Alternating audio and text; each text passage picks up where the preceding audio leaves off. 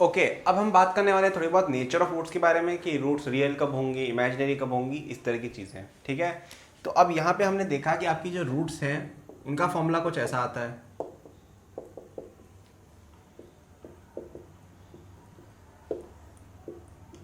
Okay अब तुम अगर ध्यान से देखो तो ये वाली जो क्वांटिटी है ना, ये जो क्वांटिटी है स्क्वायर रूट के अंदर है।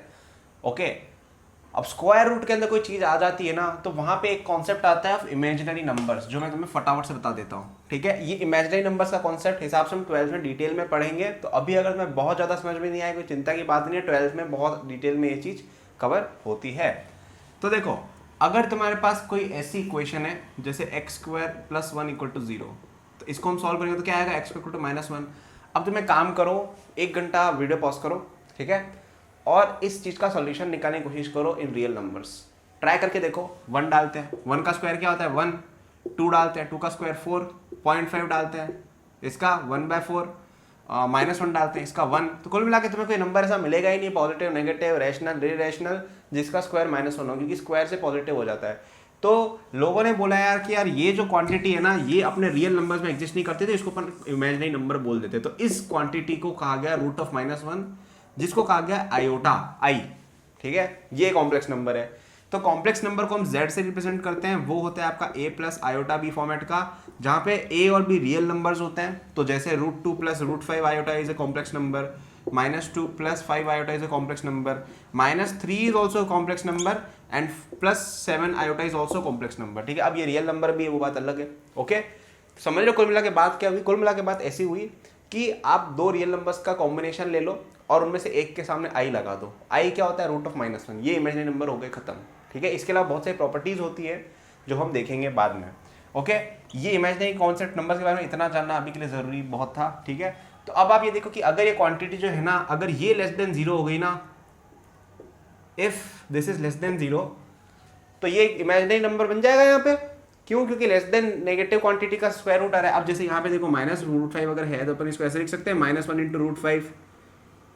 ठीक है, और बचपन में पढ़ा होगा, इसको अपन ऐसे भी लिख सकते हैं, इसको अपन √5 × आयोटा लिख सकते हैं। ठीक है, इस तरह की बातें भी होती हैं। तो अगर ये क्वांटिटी <0 है तो in that case we can say कि इस चीज के इमेजिनरी रूट्स होंगे। ठीक है, इमेजिनरी रूट्स। ठीक है, शॉर्ट में लिखा है मैंने, लॉन्ग में समझ लीजिएगा।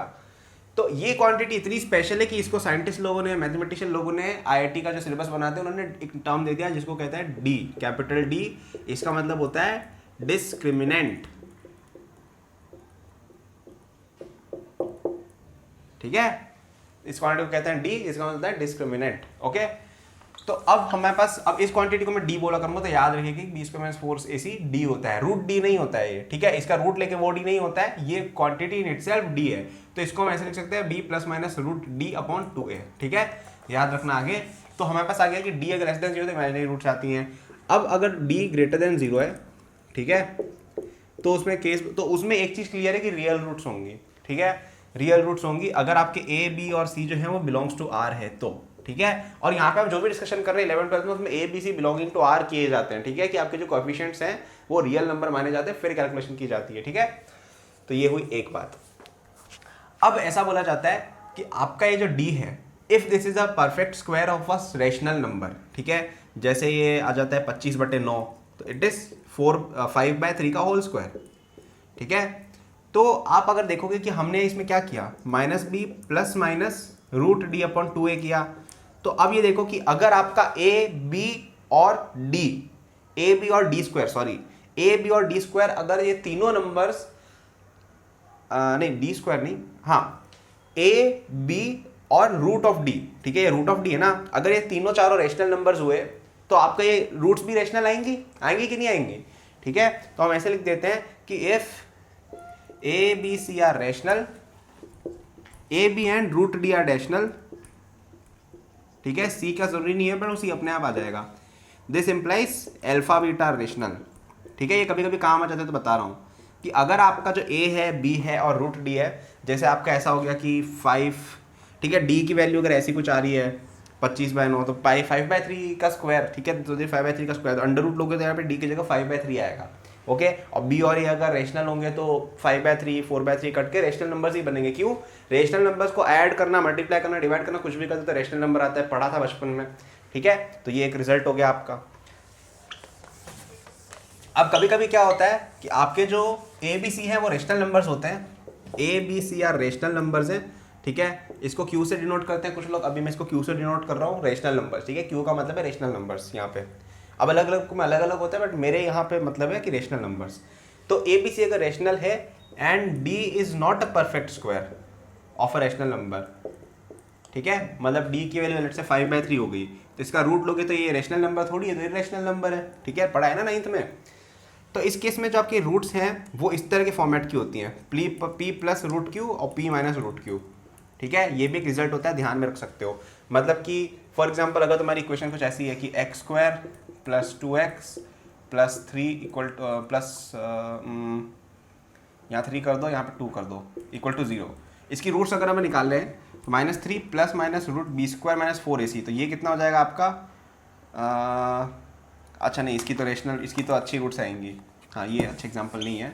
यहाँ पे से अपन 3 तो नहीं कर सकते, 1 कर लेते हैं जैसे, ठीक है। तो 3 -3 प्लस माइनस रूट b², ठीक है, b² - 4ac अपॉन 2a, तो कितना आ गया आपका? -3/2 प्लस माइनस रूट 5/2, ठीक है। तो यहाँ पे देखो, ये p अगर रेशनल नंबर्स है और q रेशनल नंबर्स है, ठीक है, p और q रेशनल नंबर्स है, तो एक नंबर आपका आ गया -3/2, तो ये याद रखना सबको, ये ऊपर लिख रहा हूँ मैं, ठीक है। तो ये नंबर्स बेसिकली ऐसा हो गया कि इसकी रूट्स हो गई -3 माइनस रूट 5/2 और -3 प्लस रूट 5/2, ये इस सॉल्यूशन हो गए इस इक्वेशन के। तो तुम देखो ये p माइनस रूट क्यू, जहाँ पे p और q रेशनल नंबर है, ठीक है। तो यहाँ पे ये देखो, ये तुम्हारा रूट 5/4 q हो गया और 3/2 p हो गया, ठीक है। तो इस फॉर्मेट की है ना, देखो नहीं समझ में आ रहा तो कन्विंस करो खुद को कि हाँ यार ये और ये सेम फॉर्मेट है, ठीक है। सो बेसिकली ये क्या कहना चाह रहे हैं कि अगर आपका A B C rational number है और आपकी अगर डी परफेक्ट स्क्वायर नहीं है, तो अगर आपकी एक रूट इस फॉर्मेट की है तो आप बिना सोचे समझे ऐसा लिख सकते हो कि एक इस फॉर्मेट की होगी। तो इसमें अगर मुझे कहीं से पता चल गया कि यार ये अगर एक रूट है मेरी, तो मैं ऐसा भी बोल सकता हूँ डायरेक्टली कि यार ये भी एक रूट होनी चाहिए, डायरेक्ट बिना कुछ सोचे समझे। क्यों? क्योंकि वो कैलकुलेशन से ऐसे ही आ जाता है, ठीक है। ये हुई एक बात। हाँ, अब एक और चीज में ये भी होती है कि अगर तुम्हारे ऐसा है कि A B C belonging to rational numbers है और डी जो है तुम्हारा वो, हाँ, अब इसके अंदर एक और केस ये होता है कि अगर तुम्हारा लेट्स से कि ये रेशनल नंबर थे, ठीक है, और D was a perfect square of a rational number, ठीक है, तो उससे रूट भी आपका रेशनल आ जाता है, तो रूट्स रेशनल आती है। इसमें एक और थ्योरम भी होता है कि अगर आपका ए बी सी इंटीजर्स हो गए, ठीक है, ए बी सी अगर इंटीजर्स हो गए और आपका जो डी है वो स्क्वायर ऑफ एन इंटीजर हो गया, ठीक है, और ए की वैल्यू अगर 1 हो गई, तो इसके रूट्स जो है ना वो इंटीजर्स आएंगे, ठीक है। वो कैसे आते क्यों आते हैं वो आप प्रूव करिएगा, लेकिन ये एक रिजल्ट होता है। जैसे एग्जांपल लेके देखते हैं, ठीक है। जैसे अपने पास है x² + 2x + 1 = 0, ए की वैल्यू 1 है, सेटिस्फाइड, तीनों इंटीजर्स हैं, सेटिस्फाइड। ये कंडीशन से स्ट्रॉन्ग नहीं है, तीनों इंटीजर होना जरूरी नहीं है, मतलब अगर b इंटीजर हो जाए, a की वैल्यू 1 हो जाए और d अगर परफेक्ट स्क्वायर तो काम हो जाता है, और इससे ऑटोमेटिकली ये अपने आप आ जाता है कि c इज अ इंटीजर, ठीक है। तो अपन यहाँ पे d निकालते कितना आएगा? b² - 4ac, b कितना आएगा? b² - 4ac, d 0 है, 0 परफेक्ट स्क्वायर है, 0 का स्क्वायर होता है, तो ये देखो। और इसकी रूट्स तुम निकालोगे तो प्लस, तो -1, -1 आती है इसकी रूट्स, ठीक है। तो इससे हमारे पास क्या आ रहा है रिजल्ट कि अगर आपका a 1 है और बाकी सब अगर इंटीजर्स हैं और d जो है तुम्हारा डिस्क्रिमिनेंट वो perfect square of N integer है, तो अपन कह सकते हैं कि इसकी जो रूट्स होंगी वो इंटीजर्स होंगी। एक इंपॉर्टेंट रिजल्ट है, याद रख सकते हो, ओके। a का 1 होना जरूरी है, क्योंकि उससे क्या है कि वो नीचे 2 आता है और ऊपर नीचे कैंसिलिंग हो जाती है। ये चीज़ अगर तुम खुद प्रूव करके देखते हो ना, या अपने आपको समझा के देखो, तो बहुत अच्छी बात है। ये अगर तुम प्रूव कर लेते हो तो बहुत अच्छा समझ गए क्वाड्रेटिक, ठीक है। आसानी है, बहुत ज़्यादा मुश्किल चीज़ नहीं है। अब मैं खुद ही प्रूफ कर देता हूँ यार, बोल दिया है तो पॉज करो वीडियो, खुद प्रूफ करो, उसके बाद देखना है क्या हो रहा है। तो हम ये लिखेंगे -b प्लस माइनस रूट, अब d जो है अपना परफेक्ट स्क्वायर है, तो मैं कह देता हूँ कि d अगर q का स्क्वायर है फॉर एग्जांपल, तो यहाँ पे q आ जाएगा अपॉन 2a। अब a की वैल्यू 1 है, ठीक है। तो अब q² = b² - 4ac है, ठीक है। तो हम इस तरह की कुछ इस तरह का आप एक रिजल्ट आप यूं कह सकते हो कि आपका जो Q है ना वो अगर इस तरह का आ रहा है, तो अगर आपका B इवन है, ठीक है, ए की वैल्यू तो 1 ही है तो ये 4 है। B equal to even, C equal to even में आप कैलकुलेशन करोगे तो ये चीज़ आपकी इवन आ जाएगी, ठीक है, तो ये आपका इवन आ जाएगा। अब even plus even divide by 2 even होता है, ठीक है, sorry even plus even bye 2 एक इवन नंबर ही, मतलब this will be N integer, even plus even bye 2 integer होता है, ठीक है, इस तरह की बात। आप ऑड ऑड लेके देखो, ऑड ऑड लोगे तो ये ऑड नंबर आ जाएगा, ठीक है, और ये भी ऑड है तो ऑड माइनस ऑड इवन होता है, विच इज मल्टीपल ऑफ 2, तो 2 वापस से कट जाएगा, ठीक है। अगर आप इसको इवन लेते हो इसको ऑड लेते हो तो ये इवन नंबर बनेगा, ये इवन नंबर है तो वापस से वही चीज़ हो जाएगी। अगर ये ऑड है और ये इवन है तो वापस से दोनों ऑड ऑड हो जाएंगे, तो प्लस होंगे, दोनों इवन नंबर बनेंगे, 2 कैंसिल हो जाएगा। अभी जो मैंने बात बोली बहुत फास्ट बोली है क्योंकि मुझे हिंट देना था, मुझे सॉल्यूशन नहीं बताना था, तो तुम में से किसी को समझ में नहीं आया कि भैया ने क्या बोल दिया, तो इसलिए नहीं समझ आया क्योंकि मैं चाहता नहीं कि तुम्हें समझ में आए, ठीक है, मैं चाहता हूँ कि तुम खुद इसे वर्कआउट करो। हिंट दे दिया है कि इसको इवन ऑड ऑड इवन लेके देखो, फिर ट्राई करके देखो कि क्या हो रहा है, ठीक है। तुम खुद से कर पाते बहुत अच्छी बात है, नहीं समझ में आया तो मैंने हिंट दिया है, इसको यूज़ करके करने की कोशिश करो, ठीक है। वैसे तो एक्सप्लेन ही कर दिया बट इस तरह की चीज़ें भी होती हैं। अब वैसे मेरे को और चीज़ें बतानी थी ग्राफ वगैरह की, लेकिन वीडियो लंबी हो गई है। एक चीज़ और बता देता हूँ मैं कि अगर तुम्हारा डी अगर 0 हो जाता है ना तो इक्वल रूट्स होती हैं, ठीक है, जैसे x² + 2x + 1 है, इसमें डी आपका हो जाएगा 2² - 4ac, तो ये कितना हो जाएगा आपका 0। तो इसकी रूट्स अगर आप देखोगे तो -1, -1 है, ठीक है। वो क्यों होता है, क्योंकि आप देखोगे अगर 0 हो गया तो -b/2a आ जाएगा ना रूट्स, तो क्योंकि इसी की वजह से 2 रूट्स आ रही हैं, ठीक है। तो ये एक रिजल्ट है जो आप याद रख सकते हो कि आपका अगर d 0 है तो इक्वल रूट्स होती हैं, ओके। 0 नहीं है तो अनइक्वल रूट्स होंगी, ठीक है, कुछ ना कुछ उनमें प्लस माइनस रहेगा इस टर्म की वजह से, ठीक है। एक ये टर्म बतानी रह गई थी, ये मैंने बता दिया। तो यार अभी इस क्लास में यही था, बाकी मैं आपको ग्राफ के बारे में बताऊंगा, नेक्स्ट वीडियो में हम ग्राफ्स के बारे में पढ़ेंगे, ग्राफ्स कैसे होते हैं, क्वाड्रेटिक इक्वेशंस एंड पॉलीमोनोमियल्स के।